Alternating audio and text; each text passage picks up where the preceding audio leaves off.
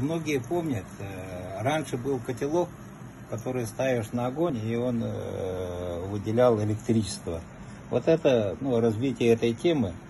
Видите, идут провода, стоит на плите, и вот видно, что есть электричество. Мы попробуем подключить сюда вот лампу, она очень хорошо горит. И сейчас мы добавим еще лампу.